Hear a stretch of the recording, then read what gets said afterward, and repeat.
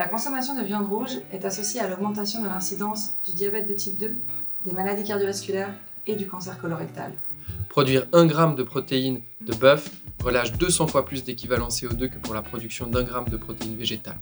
À l'échelle mondiale, l'élevage est responsable de 14,5% des émissions de gaz à effet de serre et occupe plus des 3/4 des terres agricoles.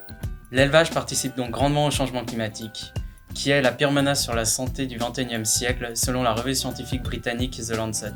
L'alimentation est responsable de 10% des émissions de gaz à effet de serre totales des HUG, en particulier à cause de la consommation de viande rouge.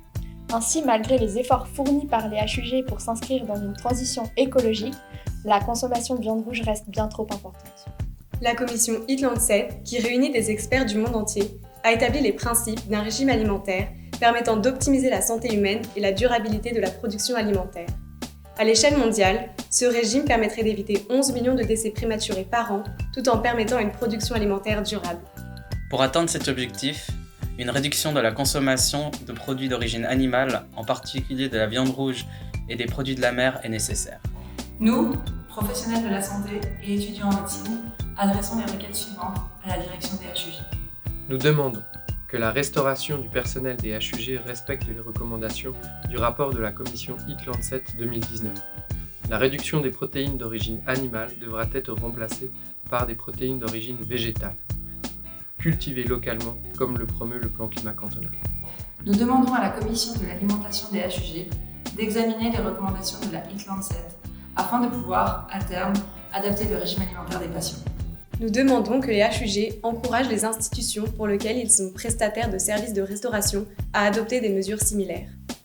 Nous, en tant que professionnels de santé, nous devons promouvoir une alimentation locale et durable pour diminuer l'empreinte carbone et diminuer le réchauffement climatique. Je signe cette pétition avec enthousiasme. Je soutiens cette pétition parce que je suis profondément convaincue. Nous avons maintenant suffisamment de signaux d'alerte qui nous montrent qu'il est urgent d'agir, autant sur le plan de la santé que sur le plan climatique. Comme spécialiste des maladies rénales, je sais qu'une alimentation riche en protéines animales n'est pas très bonne pour la fonction rénale. C'est pour ça que je soutiens cette pétition qui demande une alimentation plus pauvre en produits carnés. On habite ou on travaille dans un hôpital ici. Et je pense qu'il est important que les collaboratrices, les collaborateurs puissent se nourrir le mieux possible.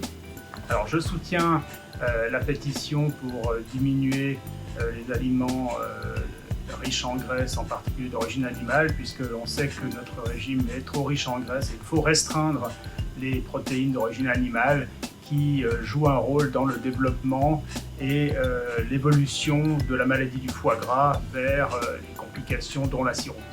Je soutiens l'initiative pour une alimentation saine et durable afin que l'hôpital soit un modèle pionnier qui montre l'exemple d'une alimentation saine en faveur de la santé, celle de nos patients et de notre environnement. La nourriture avec le moins de viande possible, ça ne veut pas dire zéro viande, mais le moins de viande possible, notamment de viande rouge, eh bien c'est mieux pour la santé, je dirais, de la tête aux pieds, et pas du tout uniquement le cœur.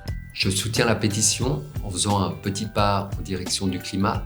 J'espère que vous en ferez autant. Et que maintenant, avec cette initiative, je pense qu'on peut continuer le rôle précurseur que les HUG ont joué pour améliorer une réflexion sur une alimentation saine et durable. C'est pour ça que je soutiens cette initiative.